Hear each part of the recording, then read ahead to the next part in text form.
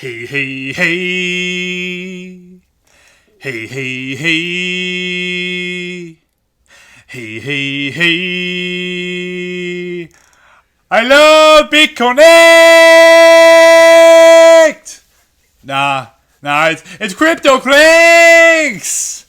Back at it again. Episode 4. Look at us go. We're at 4 episodes. I didn't think we'd make it past 1. I know, I didn't think we'd make it past 1. I'm Jacob.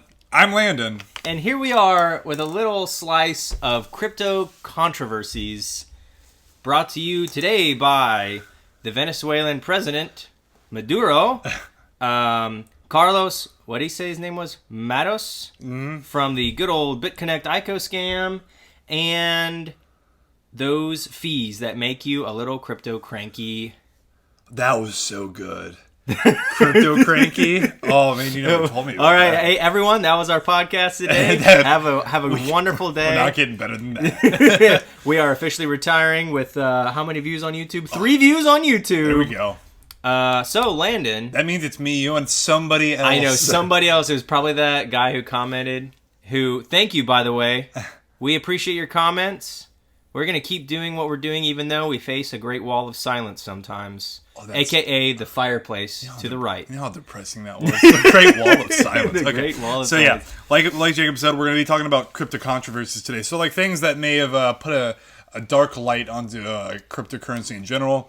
As an example, BitConnect's probably the worst thing that's happened to cryptocurrency. Easily. I know we kind of touched on some of them last time with like the whole like the DAO hack on the Ethereum network. But like this is like when people typically, and like Silk Road, like you always have to bring up Silk Road, but like I would say in the cryptocurrency, if you know cryptocurrency, you know BitConnect. Yes. Everybody knows the memes. It's the most famous meme of, of cryptocurrency ever, yeah. So I'm going to talk about BitConnect a little bit. Do it. So it started in 2016, and to put it, I'm going to put it lightly and say it was a Ponzi scheme. Oh yeah, dude, for sure. So what a Ponzi scheme is you pretty much, you promise early investors high amounts of return, and you use the newer investors as that return. So as long as the investment keeps going, it seems like it's still working, even though you're not actually making any money. So as long as there's more people, you keep seemingly make a profit. So what happened is, so in about 2 years, it skyrocketed. It was probably the second or third biggest cryptocurrency in. I mean, it was probably was one of the biggest ones. I mean, what did you one of your it went up prices, to it went up to $2 billion. So what happened was market cap, yeah. And so it kind of came out as a Ponzi scheme in 2018.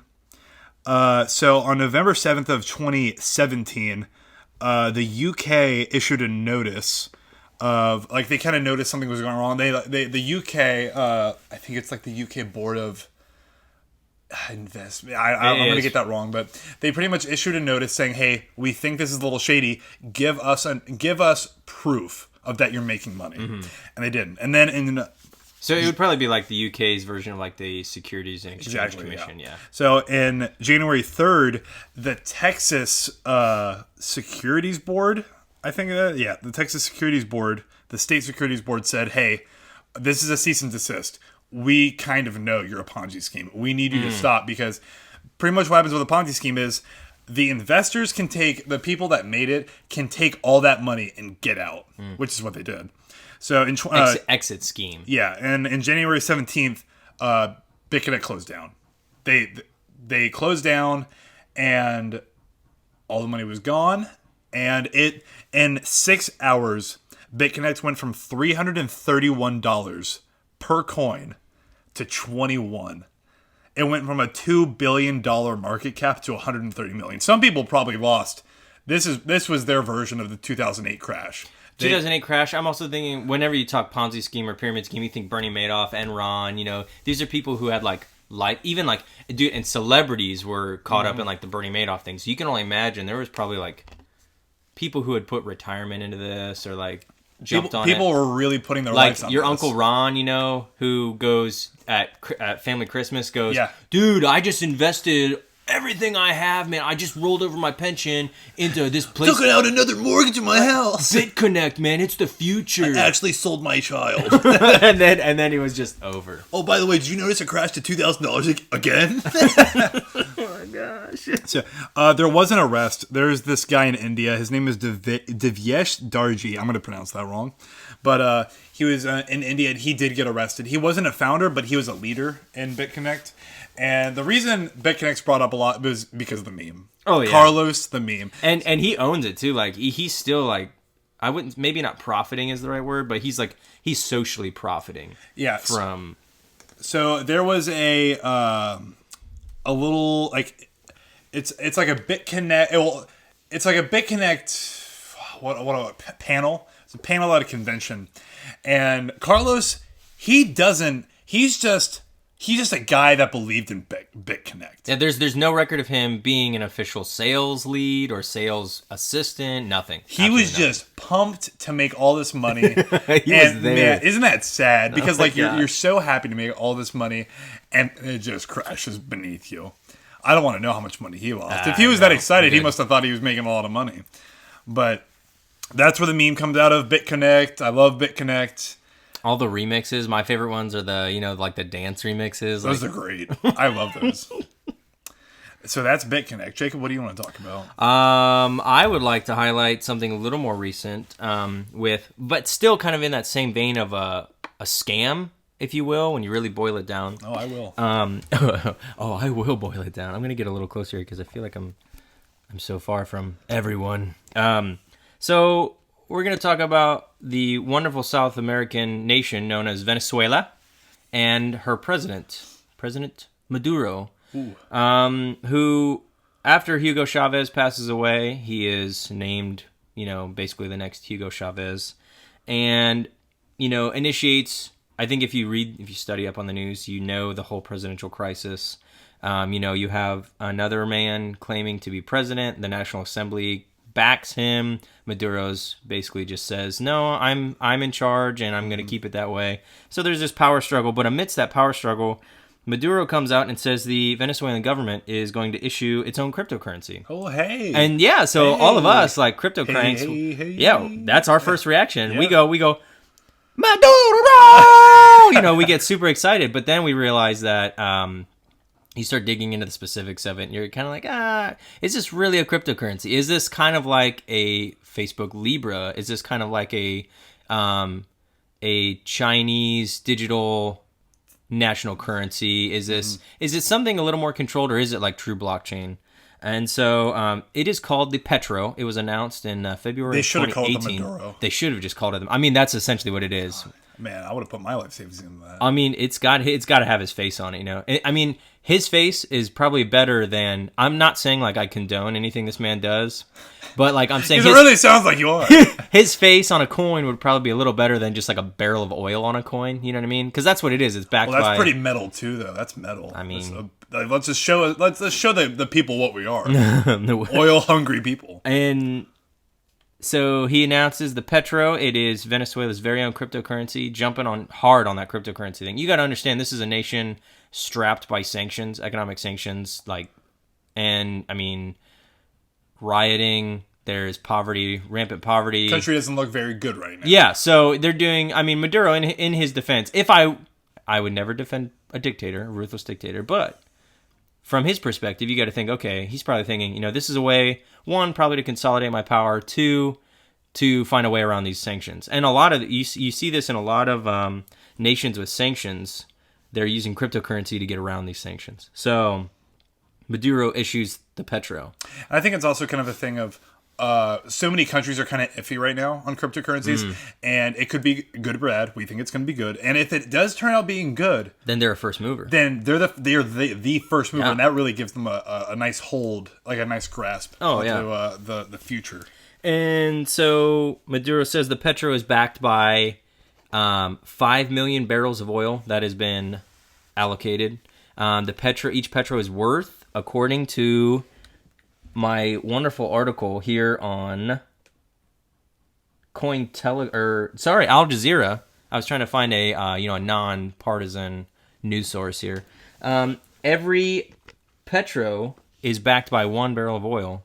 And so therefore it'll be sold whatever a barrel of oil is selling for, that is what the petro is. So really, when we're talking about stable coins or like a reserve currency, you're really starting, and this is one of the main reasons I want to talk about this today, just even briefly, is you're starting to see people hunger for that reserve currency again. You know, we talked about that. You know, all of our currency used to be backed by gold or some sort of precious metal or something. And so you're starting to see this once more. And so, what do you think that is? Why do you think people are so hungry for that reserve coin again? I think they're starting to realize that a piece of paper that says backed by the full faith and credit of this such and such government isn't actually worth anything when they can see the amount of issues with said government. Not to point any fingers or anything, but like, so in a nation such as this, again, I mean, these people are hungry for anything to be able to get a hold of some sort of wealth, probably. Yeah. And so, like I said, it's backed by oil reserves.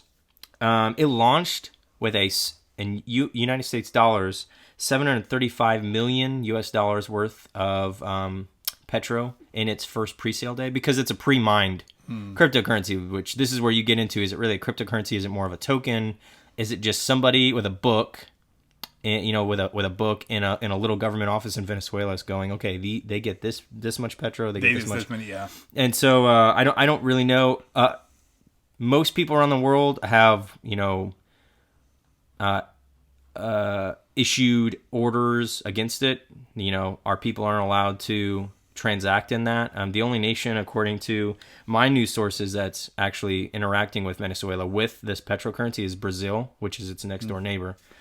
But even then, Brazil, the government of Brazil hasn't come out and made a public statement on it yet. So, is there a statement on what's going to happen to their fiat money?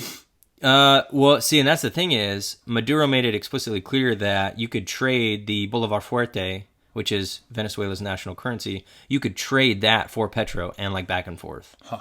And so you almost kind of wonder, I mean, it really, anytime you have it's kind of weird adding, it's almost like adding another layer, like, because at that point you're not switching over, you're just adding another currency on top. It's like, really, this currency failed, we're adding another one onto it. And, you know, who knows if Maduro and his government thinks that the petro will take off, maybe you'll see the disappearance of the Bolivar Fuerte. You never know. Could be, yeah. So, controversial because this is another, like we said, this is another example of, is this really a good use of cryptocurrency? Is this an abuse of cryptocurrency? However, if you go by the rule of any attention is good attention for something so young and nascent, really for cryptocurrency, this can kind of be a way to start the dialogue. You know, we can have these conversations of being able to say, hey, like, this man's doing this with this government is doing this with it. Here's like we've been trying to talk about, like when we talk about Silk Road, you know, here's the original purpose of this currency, of this idea, of this concept, of this technology.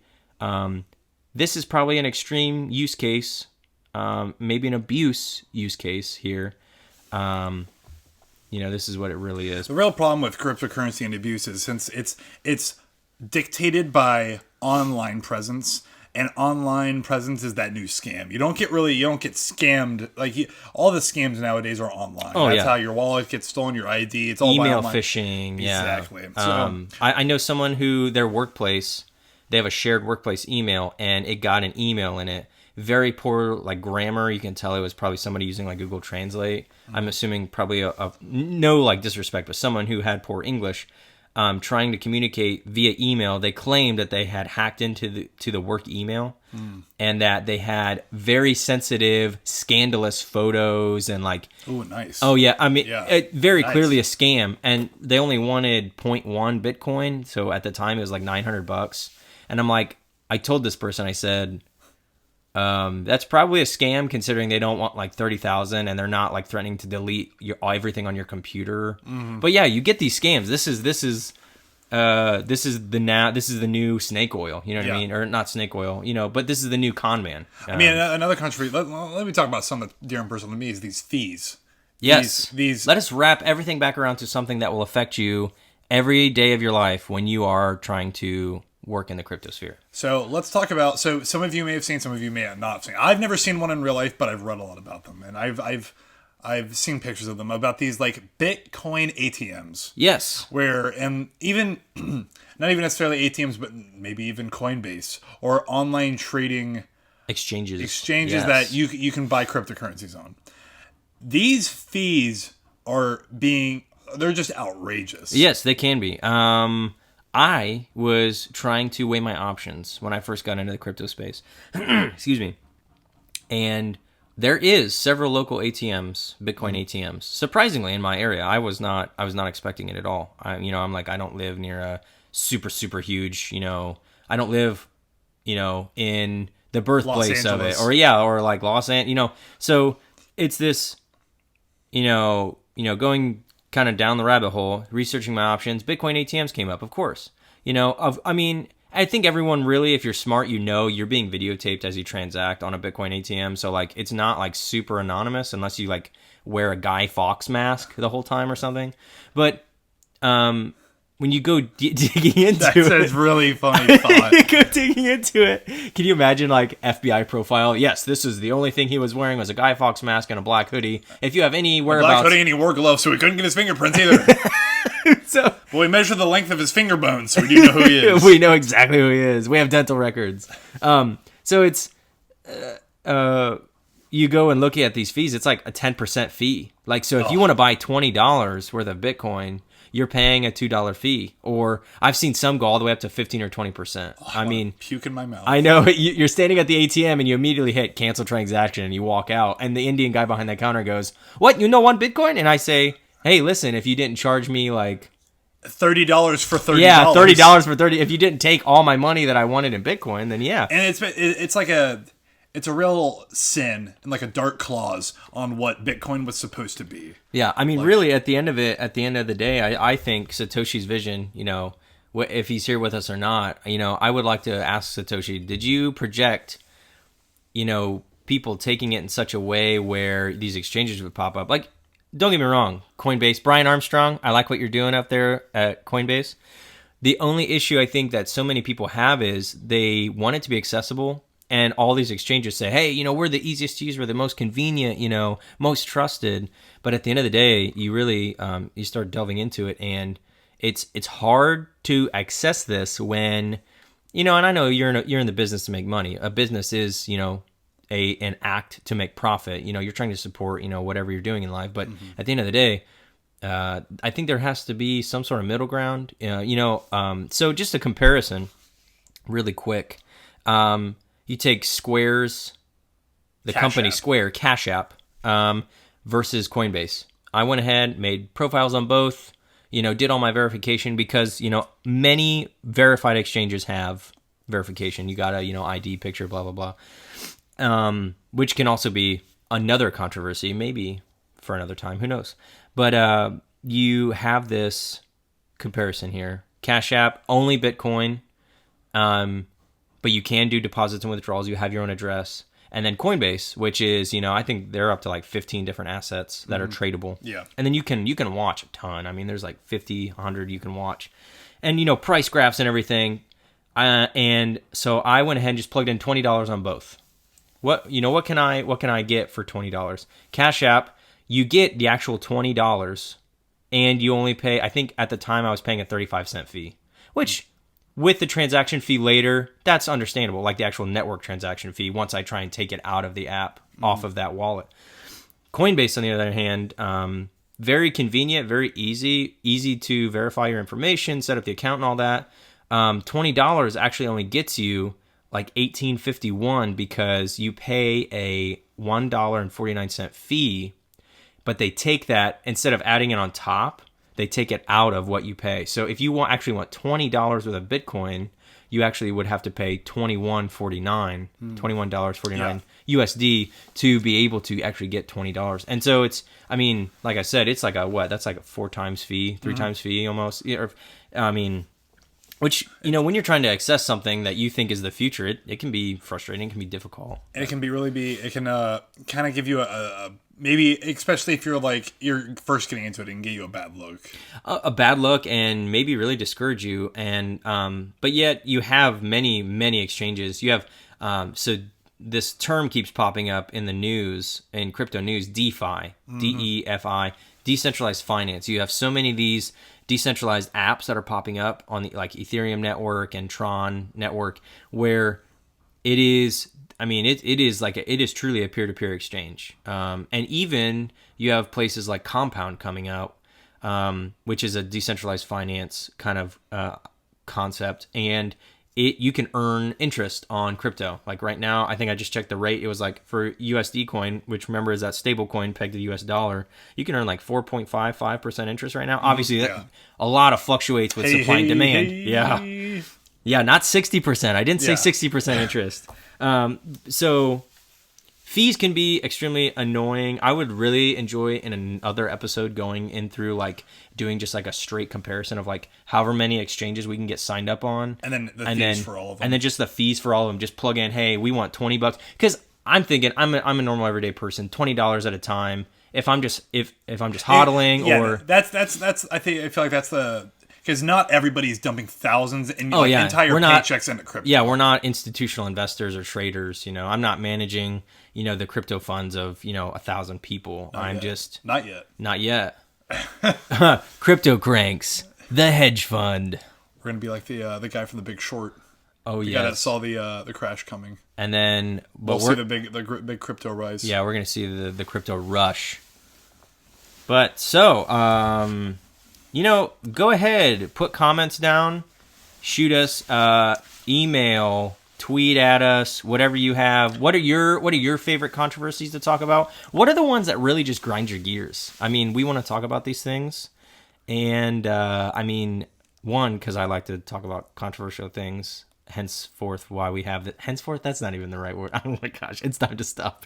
So anyway, Landon, all hearts clear, or? Oh, I feel great. He feels great. I feel great talking about this. I'm interested in talking about more. Like I think it's really important to talk about these bad things with crypto, because then you get them out of the way. You like, what's wrong with this? What happened? How can we not repeat this? Oh, absolutely. And how can we stop people that want to repeat it? How can we stop these Ponzi schemes from popping back up? Which of course won't ever happen, but we can try.